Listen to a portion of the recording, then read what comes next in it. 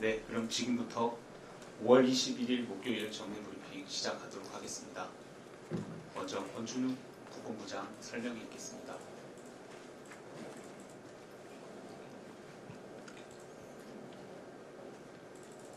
네, 5월 21일 0시 현재 코로나 바이러스 감염증 19 국내 발생 현황을 말씀드리겠습니다. 신규 확진자가 12명 발생해서 총 누적 확진자 수는 11,122명입니다. 이 중에는 해외 유입이 1,191명이며 우리나라 국민이 88.9%를 차지하고 있습니다. 신규 격리 해제자는 69명입니다. 현재 723명이 격리 중입니다. 어제 안타깝게도 한 분의 사망자가 발생하였습니다. 명복을 빌면서 유가족 분들께도 애도의 말씀을 드립니다. 신규 12명의 환자 중에는 해외 유입이 2명이고 지역 발생이 10명입니다. 해외 유입 2명은 각각 미주 1명, 아랍에미리트 출국자 1명입니다. 지역 발생과 관련해서 설명을 드리겠습니다.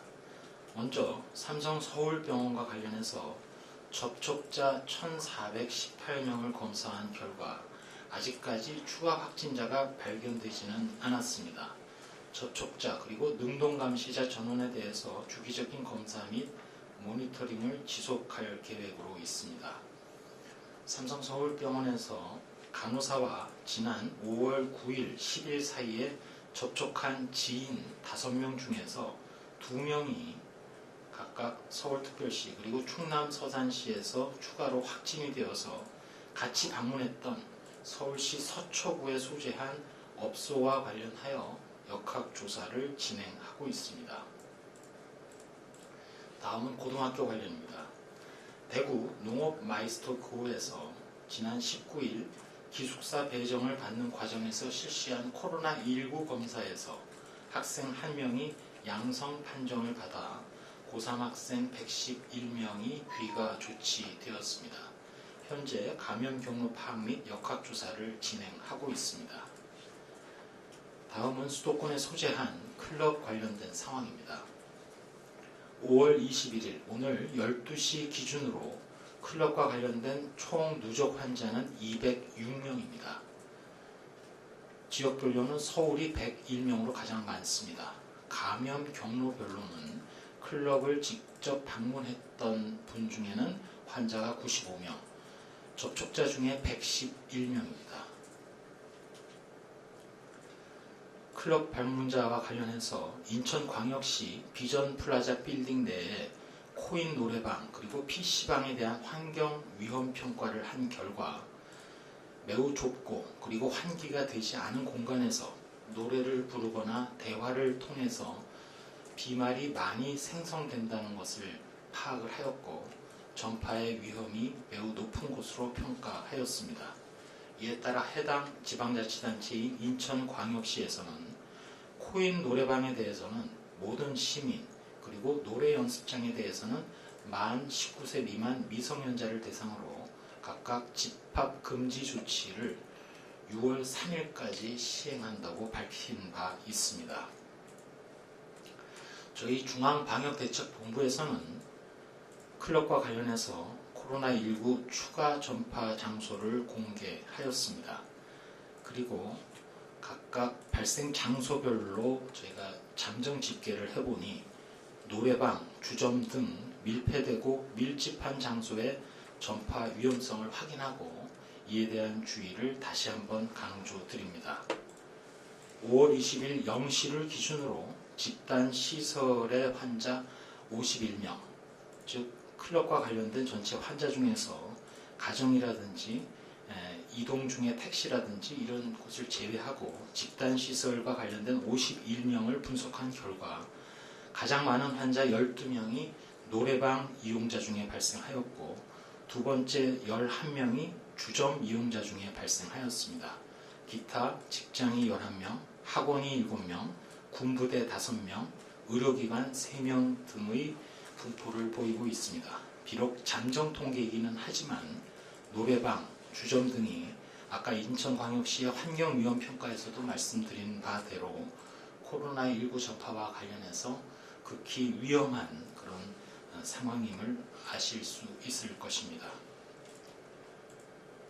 또한 중앙방역대책본부에서는 지난 4월 24일부터 5월 6일까지 서울 이태원 소재 클럽 주점 등을 방문하셨던 분 중에 특히 다녀오신 분 중에 증상이 나타나신 분은 지금이라도 선별진료소를 방문해서 진단검사를 받을 것을 요청드립니다. 또한 학교의 코로나19 감염 예방 그리고 신속한 대응을 위해서 추가로 당부 말씀드리겠습니다. 학생 그리고 교직원 분들은 등교 전에 발열 또는 호흡기 증상이 있는 경우 등교나 출근을 하지 않고 학교에서는 마스크를 항상 착용하는 것이 원칙이며 손 씻기라든지 기침 예절 등 개인 위생을 반드시 지켜주시기 바랍니다. 특히 강조드립니다. 개학이 되었습니다. 학생분들은 노래방, PC방 그리고 교직원분들도 클럽, 주점, 노래방, PC방 등 다중이용시설 방문을 자제해 주실 것을 당부드립니다. 학교에서 교실 입실 전에 발열 검사를 철저히 하고 37.5도 이상의 발열, 의심 증상이 있으면 보건용 마스크 착용 후 별도 장소에서 대기하는 등 지침에 따라서 조치와 행동을 취해 주시길 바랍니다. 확진자가 발생할 경우 모든 학생 및 교직원은 보건용 마스크를 착용 후 귀가 조치를 하고 해당 지자체에서는 역학조사와 소독, 시설 이용 제한 등 방역 조치를 실시하게 됩니다. 추가로 확진자의 동선 공개와 관련해서 부탁 말씀드립니다. 일부 지자체에서 추가 전파 차단을 위해서 목적 외로 불필요하게 확진자의 개인정보가 공개되지 않도록 주의를 이미 당부드린 바 있습니다. 확진자의 동선 공개 시에는 방역적인 목적 그리고 확진자의 사생활 보호를 모두 고려해서 감염병 예방에 필요한 정보에 한해서 공개하고 반복 대량 노출 장소에 대해서는 저희 중앙방역대책본부가 일괄 공개하고 있습니다. 그러나 일부에서 성별, 나이, 거주지 등 개인정보가 공개되어 사생활 침해 우려가 있는 것이 현실입니다. 방역 목적상 필요한 최소한의 정보만 공개하도록 이미 지자체의 공개 원칙 준수를 당부한 바 있으며 재차 강조하였고 향후 지속적으로 관리하도록 하겠습니다. 몇 가지 추가로 당부 말씀드리겠습니다. 어제부터 고등학교 3학년 등교 수업이 시작되었습니다. 비록 확진자가 발생을 했습니다만 그동안 일선에서 준비하고 실행에 수고하시는 모든 선생님들 그리고 학교 관계자분들 또 무엇보다도 학부모님들께 깊이 감사를 드립니다. 새롭게 시작하는 등교에 불안 그리고 일부 혼선도 있겠지만 잘 준비해 오셨고 이러한 고3의 개학은 방역과 함께 학업도 반드시 가야 할 길이기 때문에 국민 모두께서 협조하고 참여하셔서 현재의 대응 체계로 앞으로도 지속되어야 한다고 현재 판단을 하고 있습니다. 당사자인 고3 학생들께도 감사와 함께 다짐을 말씀드립니다. 등교 후에 의심 증상이 있으면 주저 말고 얘기하시고 방과 후에는 다중이용시설 방문은 자제해 주시기 바랍니다. 앞서 말씀드린 대로 다짐입니다. 우리 사회가 명심해야 할 것이 있다고 생각합니다. 만일 학생 중에 감염자 또 확진자, 의심 환자가 발생하더라도 확진자의 경우 한 명의 코로나19 환자일 뿐 전혀 다른 편견이 발생하지 않아야 하겠습니다. 우리 사회가 모두 학부모된 마음으로 환자를 보호하고 치료와 관리에만 최선을 다해야 하며 이것이 코로나19 방역 자체에도 도움이 된다고 생각을 합니다. 또한 최근 수도권의 유흥시설을 중심으로 환자를 발견하면서 전파 고리도 확인을 하고 있습니다. 이는 그동안 우리 지역사회에 코로나19의 조용한 전파가 계속 있어 왔으며 앞으로도 마찬가지 일 가능성이 높다는 현실을 다시금 확인하고 있습니다. 여러 번 강조드립니다만 코로나19 바이러스의 특성상 무증상 증상 발현 전에 최대 전파력을 보인다는 점, 특별히 경증 환자 비율이 높은 점, 짧은 접촉 상황에서도 감염력이 매우 높다는 점 등이 특징으로 확인이 되고 있습니다. 앞서 브리핑 본문에서도 말씀드렸습니다만 유흥시설, 노래방, 주점 등 밀집된 환경, 밀폐된 공간, 더군다나 비말이 많이 배출되는 상황이라면 어디든 언제든 누구라도 감염될 수 있다는 것을 잊지 마시고 우리 모두 방심하지 않도록 노력해야 하겠습니다.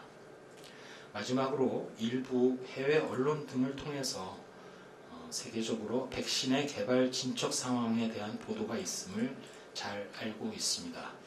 핵산 백신, 전달체 백신 등 관련해서 국내에서도 여러 기업 등을 중심으로 해서 활발하게 열심히 연구 개발을 진행하고 있다는 말씀을 드립니다. 우리나라의 경우 내년 하반기 중에는 국내 생산을 목표로 합성 항원 백신, 핵산 백신 각 한 건씩이 지금 열심히 진행되고 있습니다. 치료제에 대해서도 금년 내에 임상 적용을 목표로 혈장 치료제라든지 항체 치료제 등에 대한 연구 개발이 진행되고 있다는 말씀을 드립니다. 코로나19로 많이 불안하실 수 있고 또 여러 가지 곤란을 겪고 계신 분들도 많다는 것을 알고 있습니다. 이번에 저희 방역 당국 등에서는 끝장을 본다는 각오로 치료제나 백신 등의 연구 개발 분야에서도 가시적이고 분명한 성과를 내도록 최선을 다하겠다는 말씀을 드립니다. 이상입니다. 네, 그럼 지금부터 기자님 질의응답 시간 갖도록 하겠습니다. 오송 세종 당사한 순으로 하겠습니다. 오송에 계신 기자님. 네, 연합뉴스입니다. 삼성 서울병원 관련해서 추가로 확진자는 나오지 않았다라고 말씀해 주셨는데요. 일단 오늘 오전에 서울시 브리핑에서는 초발 환자에 대한 좀 언급이 있었거든요. 추가로 확진된 간호사 중에 한 명이라는 식의 언급이 있었는데 현재까지 확인된 감염 경로 그리고 초발 환자 누구인 건지 좀 대략적인 내용 있으면 부탁드립니다. 그리고 이태원 클럽 관련해서도 앞서 4월 말에 초기 환자들이 모였다라는 설명해 주신 적이 있는데요. 현재 초발 환자라던가 아니면 초기 환자가 어떻게 감염되었는지 확인된 내용 있으시면 부탁드리겠습니다. 예, 두 가지를 질문하셨습니다. 먼저 삼성 서울병원과 관련해서는 첫 번째로 발견된 환자에 이어서 수술실에 같이 근무하는 간호사분들에 대한 추가적인 조사 과정에서 3명의 환자가 더 발견이 되었고 추가로 발견된 3명의 환자 중에서 무증상인 환자 한 분이 지난 5월 9일하고 10일 사이에 접촉했던 분들을 추적하는 과정에서 전체 접촉자들이 서울의 서초구에 소재한 음식점 그리고 노래방 등을 이용한 것을 확인하고 이분들에 대한 추가 확인 검사를 하는 과정에서 2명의 환자를 추가로 발견을 하였습니다. 접촉했던 시기는 5월 9일부터 10일이라고 말씀을 드렸습니다.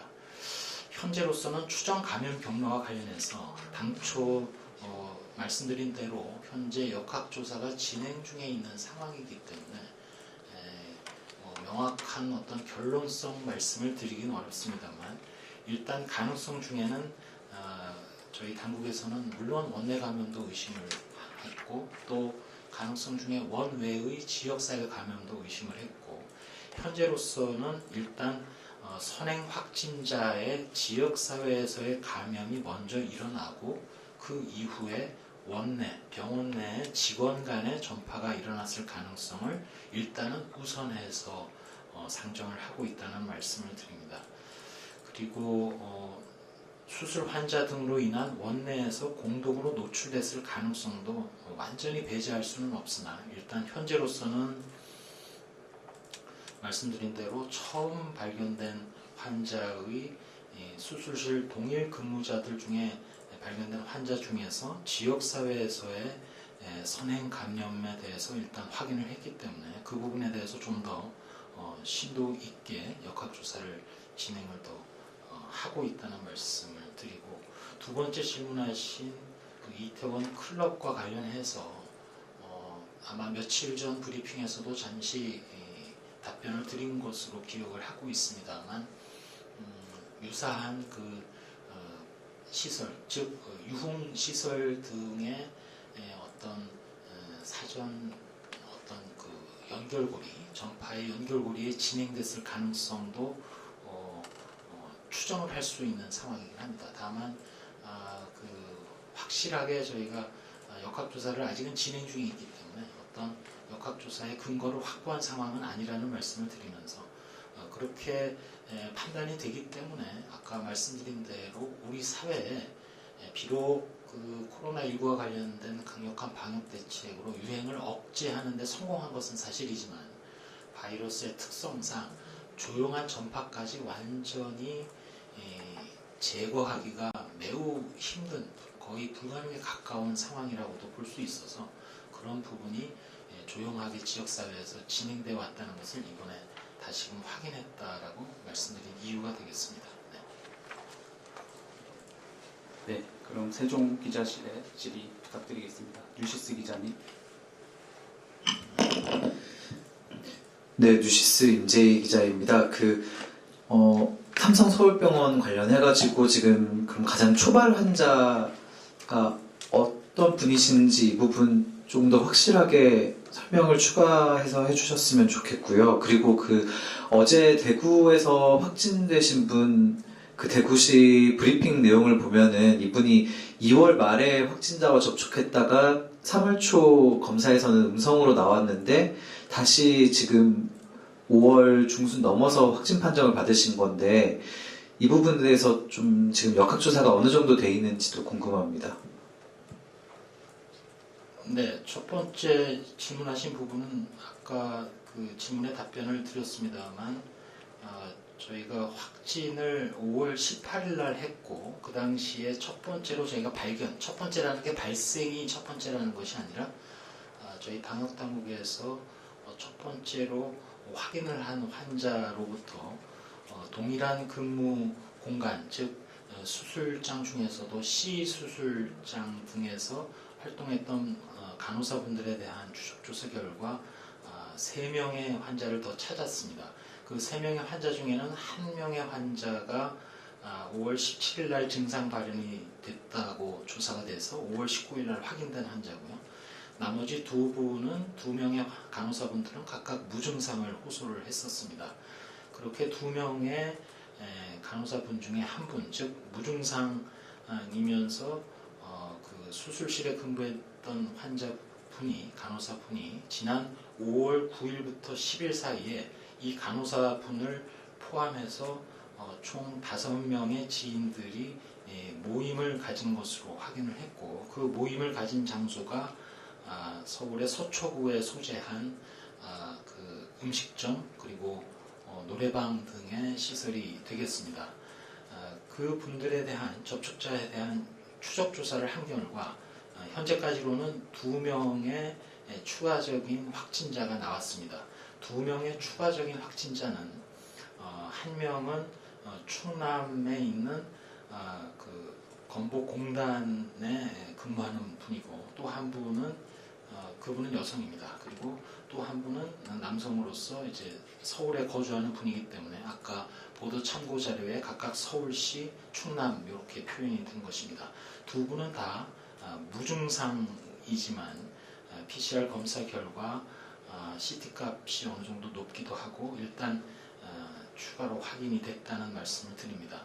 현재로서는 그 모든 그 삼성 서울병원의 간호사로 종사하시는 분들의 증상이 나타나거나 또는 확진된 날짜보다도 훨씬 더 이른 시기에 노출이 같이 됐다고 판단되는 분들 중에 추가로 환자가 나오고 있기 때문에 현재로서 합리적인 아직 조사가 완료된 것은 아니지만 합리적인 추정 그리고 의심은 그 선행 확진자 아까 말씀드린 무증상이면서 5월 9일과 10일에 모임을 가졌던 간호사분이 지역사회로부터 감염, 그 지역사회로부터의 감염은 지인들 사이의 감염이 될 수도 있지만 반대로 지인과 같이 방문했던 장소에서 또 다른 감염 연결고리로부터 노출이 되어서 감염됐을 가능성, 이런 부분은 또 역학조사를 진행을 하면서 추적을 해야 되는 상황이고요. 그 후 원내, 병원 내의 직원 간의 전파 가능성을 일단은 우선해서 추정하는 상황이다라는 말씀을 드렸습니다. 그렇다고 해서 물론 수술 환자 등으로 인한 원내 공동 노출 가능성이 현재 제로에 가깝게 배제되냐면 그것은 아닙니다만 일단 모든 것은 역학조사를 진행하면서 확인할 수 있는 상황인 것 같습니다. 두 번째 대구의 환자분과 관련해서는 제가 조금 더 확인을 하고 추가적으로 말씀을 드리도록 하겠습니다. 네. 다음은 서울 당산기자실에서 질문 받도록 하겠습니다. 아시아경제, 조선일보, 국민일보 기자님 순으로 질문 주시면 좋겠습니다. 예, 아시아경제 최대열입니다. 저희 무증상 관련해서 좀 궁금한 게 있는데요. 혹시 특정 시점이나 클러스터를 대상으로 이제 확진 당시 무증상 비율 같은 걸 좀 알 수 있는지 하고, 최근에는 이제 임상 정보가 좀 입력이 되고 있는 걸로 알고 있는데, 격리 해제 시까지 전부 다 포함해가지고 무증상 환자 비율도 혹시 좀 따로 알 수 있는지 좀 궁금하고요. 그리고 삼성 서울병원 서산, 안양 이 환자들 관련해서 좀 궁금한 건데, 무증상 환자 같은 경우에 이제 지침에 따르면은 이제 동선 공개가 없는 것 같아서 그게 확진 한 이틀 전 이렇게 공개가 되어 있는 것 같은데 9일 모임이라고 하면은 이제 한 열흘 정도가 이제 활동을 한 거잖아요. 그러면 그런 부분 관련해서는 이제 동선 공개 같은 거 지침을 좀 보완할 생각은 없으신지 궁금합니다. 예, 먼저 무증상과 관련된 비율 등과 관련해서는 저희가 말씀하신 대로 전체 코로나19 환자에 대한 지금 임상 정보를 거의 대부분 다 정리를 맞춰가고 있는 상황이긴 합니다. 당초 저희가 말씀드린 대로 원래는 5월 초까지 그걸 좀 진행을 하려고 했는데 5월 말이래 봐야 이제 다음 주가 되겠습니다만 저희가 환자 정보를 비롯한 역학 정보 이런 것들을 다 정비를 해서 그러한 정보를 연구 조사하려는 분들에게 이제 공개하고 또 신청을 받고 우선적으로 선정을 해서 연구 분석 조사에 활용될 수 있도록 그렇게 진행을 하고 있는 상황이긴 합니다. 어쨌든 전체적인 환자 중에 무증상 비율 등과 관련해서는 물론 상황에 따라서 또 외국의 경우에도 여러 가지 나오는 문헌이나 조사 결과에 따라서 조금 차이는 있는데 대체적으로 7%, 10% 또 어떤 경우에는 그 퍼센트가 매우 높아서 20%, 30%까지 언급이 되기도 합니다. 이러한 이유는 아무래도 검사를 왕성히 하고 또 추적 조사를 하는 과정에서는 접촉자를 추적해서 다 PCR 검사를 시행하는 과정에서 좀 더 많은 무증상이었던 접촉자 중에 확진자를 찾게 되기 때문에 그 퍼센트가 좀 그렇게 많이 여러 가지 다양한 수치를 보일 수 있다는 말씀을 드리고 이 부분과 관련해서는 코로나19의 매우 관리가 어려운 점 중에 하나가 이러한 무증상 감염입니다. 더군다나 나이가 젊을수록 경증이 많은 데다가 무증상의 비율도 만약 경증의 비율처럼 젊은 연령층일수록 높다면 물론 그거에 대한 근거를 제가 지금 갖고 있는 것은 아닙니다만 그럼에도 불구하고 활동이 많은 계층이 무증상이 많다면 관리가 조금 더 어려워질 수 있는 그런 부분이기도 해서 이 부분은 지적하신 그런 임상 정보를 통해서 저희가 좀 더 우리나라의 경우 각 클러스터마다 좀 확인을 좀 더 해보도록 그렇게 하겠습니다. 제 기억으로는 구로 콜센터라든지 각각의 경우 검사를 왕성히 했을 경우에는 그러한 무증상 비율이 상당히 올라가는 것으로 두 자릿수 초반대로 올라가는 것으로 기억을 하고 있습니다. 삼성서울과 관련해서 동선 공개는 사실 동선 공개는 증상이 발현되기 이틀 전부터가 감염의 위험과 관련되어 있기 때문에 저희가 접촉자라든지 확진자 특히 이제 확진자와 관련해서 동선 공개를 통해서 최대한 넓게 접촉자를 찾고 그럼으로써 전파를 차단시킬 수 있도록 그렇게 그 지침 상에 있는 부분 지적하신 대로 만약 그 현장 적용에 있어서는 원칙대로 하면 증상 발현 이틀 전까지의 동선이 중요한 부분이기 때문에 무증상자라 하더라도 확진자면 환자가 되는 것이고 따라서 그 원칙에 따라서 동선을 공개하고 추적 조사를 진행한다는 말씀을 드립니다. 네. 다음은 조선일보 기자님. 예, 조선일보 배주용 기자입니다. 일단 세 가지인데요. 선별진료소 에어컨에 헤파 필터를 설치하라는 이 지침이 실효성이 없다라고 말씀들을 좀 하시던데 이게 좀 보완될 여지가 있는지 여쭙고 싶고요. 두 번째는 교육부에서 지금 방역당국이 공고한 대로 창문을 한 3분의 1 정도 열고 에어컨을 키는 걸로 지금 되어 있는데 또 이 전문가분들 의견은 이거랑 좀 다르다고 들어서 이게 지금 어떻게 고쳐지는 건지 교육부랑 이 지침을 바꾸는 걸로 협의가 되고 있는지 좀 말씀해 주시고요. 그리고 마지막은 이제 선풍기 사용 관련돼서도 이제 뭐 통상적으로는 창문을 열고 틀면은 큰 문제는 없을 걸로 이해가 되는데 이와 관련된 지침도 마련이 되는 건지 궁금하고 에어컨을 아직 지침을 만들고 계시지만 어떻게 쓰는 게 안전한지 다시 한번 좀 대략적으로 가이드를 해주셨으면 감사하겠습니다. 제 기억으로는 오전에 이미 질문을 하셨던 걸로 기억을 하고 또 오전에 중대본의 답변에서 5월 말까지 에어컨과 관련된 지침을 보완해서 말씀드린다고 했기 때문에 아마 그 질문으로 대부분 다 답이 될 수 있으리라고 일단 판단을 합니다만 세 가지 중에 네 가지를 질문하신 것 같습니다. 먼저 두 번째로 그 창문을 3분의 1 정도 개방하는 것과 관련해서는 그 3분의 1에 대해서도 사실은 전문가분들이 그 의견을 주셨던 건이긴 합니다. 근데 아시다시피 이게 코로나19와 관련된 여러 가지 방역 대책이나 지침이 저희가 계속해서 말씀드리기를 저희가 처음 가는 길이다라고 말씀드리는 이유 자체가 논문을 뒤지거나 또 세계 각국의 모든 가이드라인, 지침서 이런 거를 저희가 정말 뭐 샅샅이 보고 있는 셈인데 에어컨이라든지 공기공조라든지 이런 부분과 관련해서 명확한 지침을 아직 찾지를 못했습니다. 아마 각국에서도 연구가 진행 중에 있을 거고 각 전문가마다 그 전문가라 하면 환경보건 또 공기공조와 관련된 부분, 환경보건 이외의 산업보건 분야라든지 각 분야의 전문가마다 또 나름의 의견이 있을 것 같습니다. 또 상황에 따라서도 차이가 있고 일단 그래서 그런 부분들을 최대한 저희가 의견 수렴을 열심히 하고 있는 상황이기 때문에 마찬가지로 에어컨 사용이라든지 선풍기 사용도 마찬가지고 또 선별진료소의 헤파 필터와 관련해서도 제가 며칠 전에 질문 주셔서 답변을 드린 바가 있습니다만 이런 부분들 전체를 그 오전에 중대본에서 답변 드린 대로 해당되는 분야의 전문가들과 함께 며칠 전에도 내부적으로도 심도 있게 논의를 했는데 정리를 해서 말씀드리도록 하겠습니다. 거듭 말씀드립니다만 저희가 처음 가는 길이라고 계속 말씀드리는 이유가 이게 뭐 누구한테 어느 나라에 또 어느 전문가에게 물어봤을 때 이미 정답이 나와 있는 상황은 아니기 때문에 저희도 속도를 내서 좀 더 고민해서 말씀을 명확하게 드릴 수 있도록 하겠습니다. 네. 다음은 국민일보 기자님. 네, 국민일보 최혜슬입니다. 그 삼성 서울병원 관련 확진자들이 다녀간 서초구 소재의 주점은 이태원 방문자랑은 연결고리가 있다고 보는지 궁금하고요. 또 이미 강남 일대 주점 노래방도 지역 감염이 만연한 위험 지역이라고 봐야 될지 궁금합니다.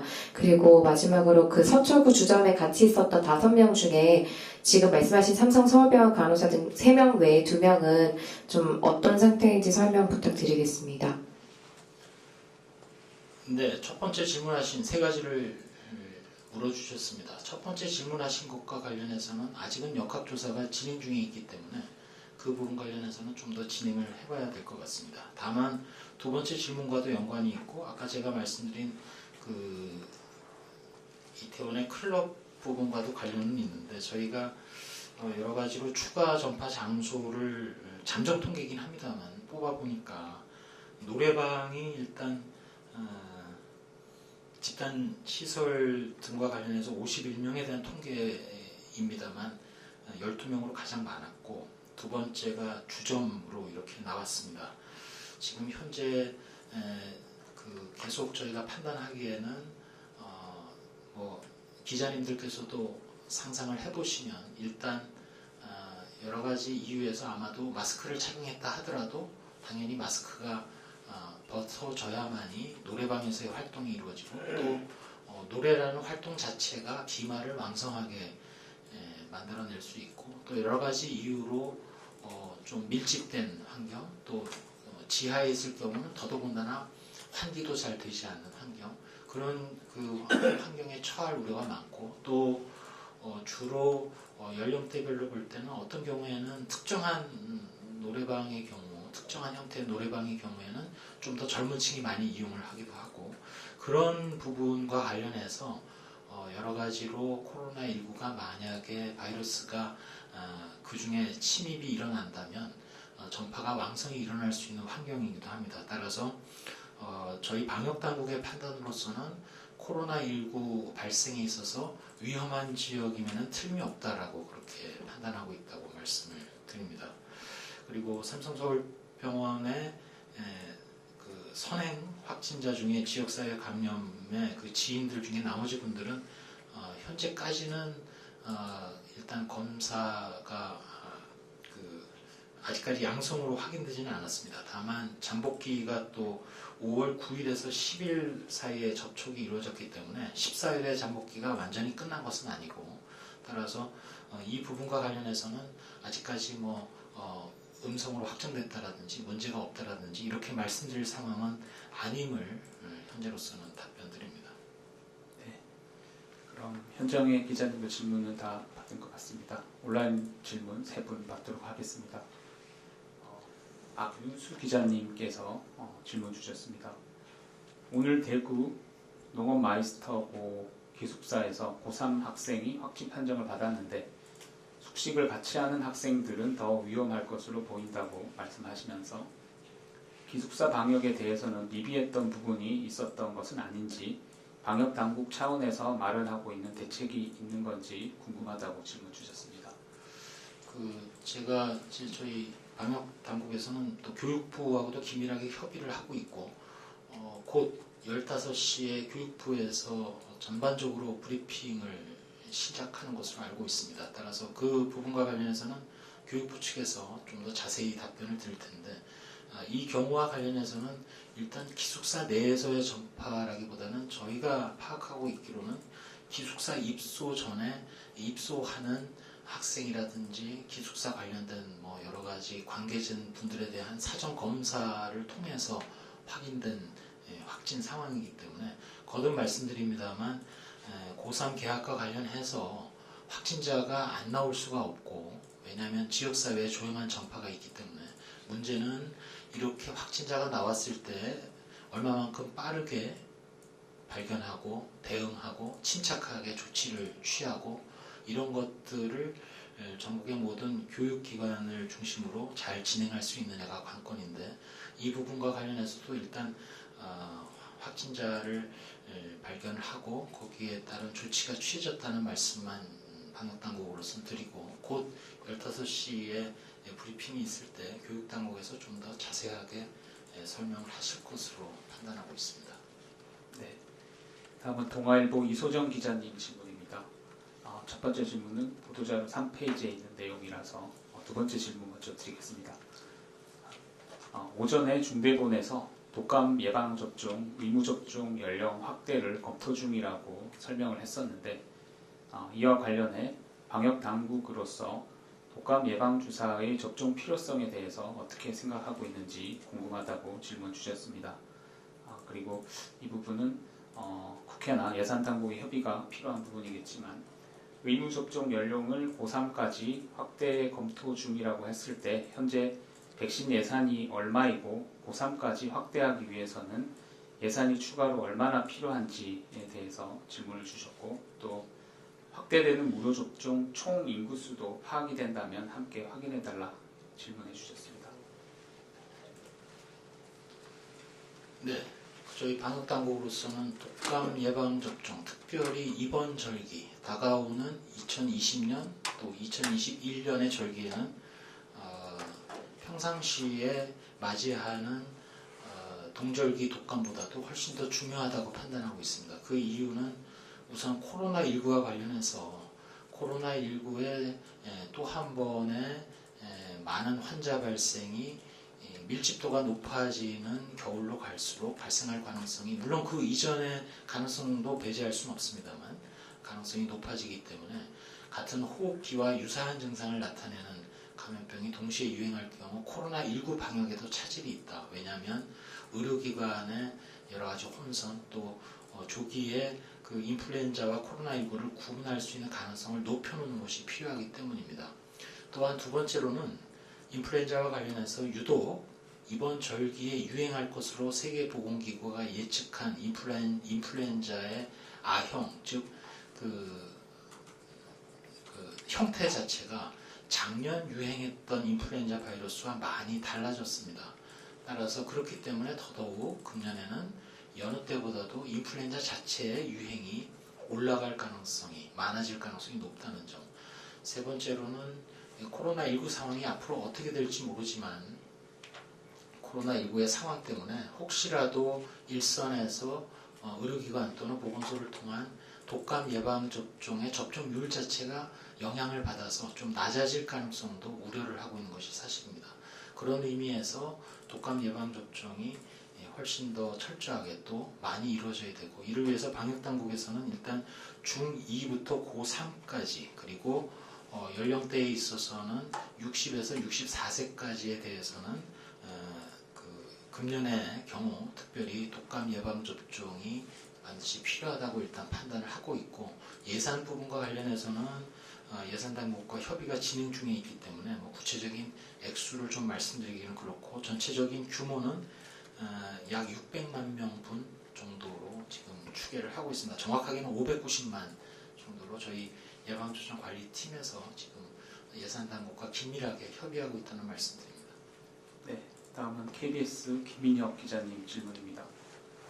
항체 검사와 관련해서 두 가지 질문 주셨습니다.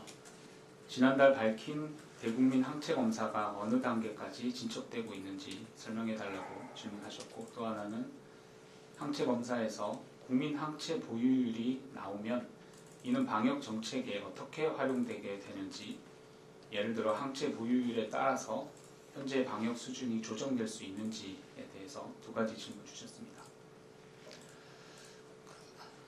항체 검사를 질문 받을 때마다 그 방역대책 부본부장으로서 제가 참 얼굴 들고 답변드리기가 좀 죄송하긴 합니다. 국민들께서 궁금해하시고 또 여러 차례 질문과 지적을 주시는데 속도를 못 내고 있는 점을 거듭 죄송하게 생각을 합니다. 일단 그 항체 검사와 관련해서 당장 저희가 국민건강영양조사를 통해서 약 500건 넘게 일단 그 혈액 샘플은 지금 입수가 돼 있고, 또 특별 위험 지역을 중심으로 해서 현지도 다녀오고 한 건강검진을 받는 자녀 검체를 중심으로 1000건에 대한 검사를 진행을 하려고 하고 있습니다.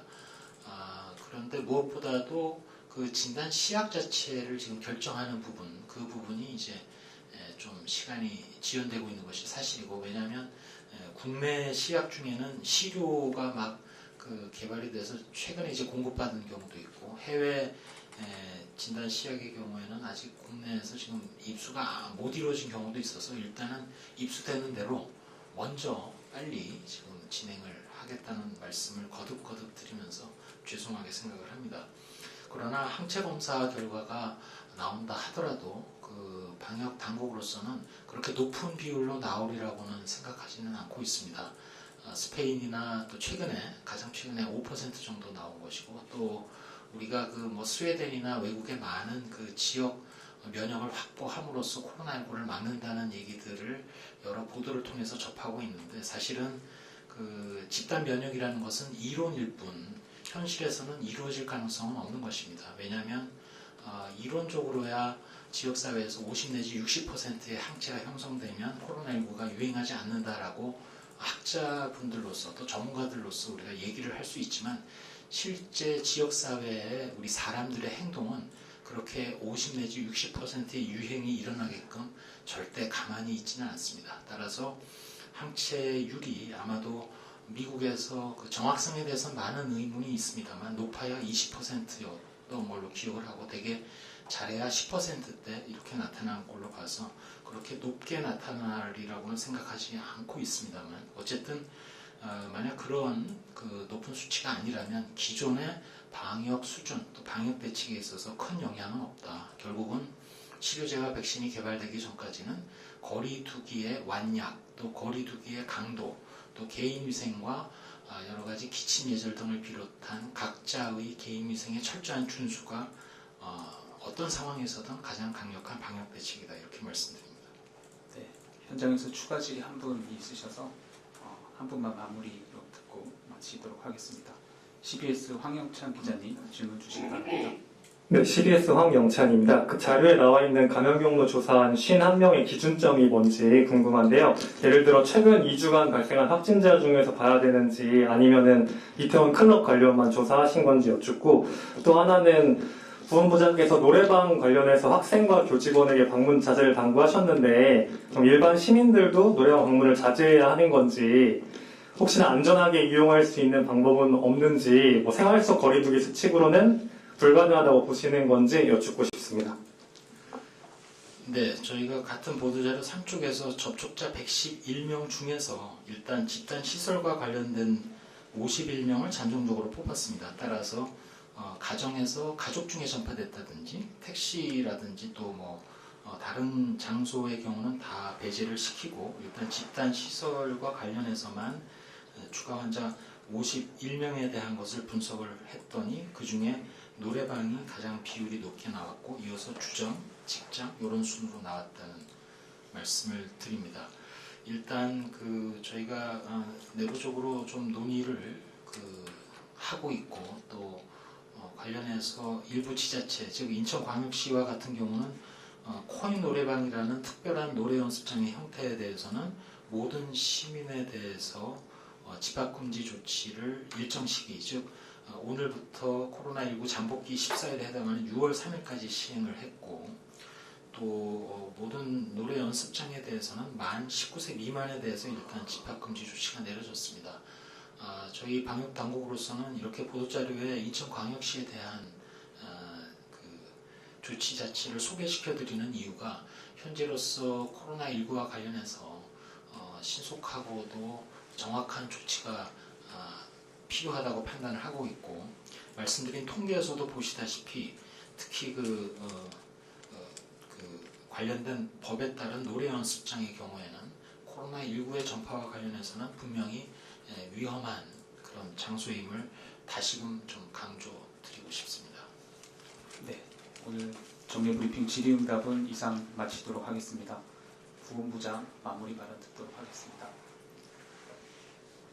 네, 이제 코로나19를 대응하기 위해서는 다시금 방역의 기본으로 돌아가야 된다는 판단을 하게 됩니다.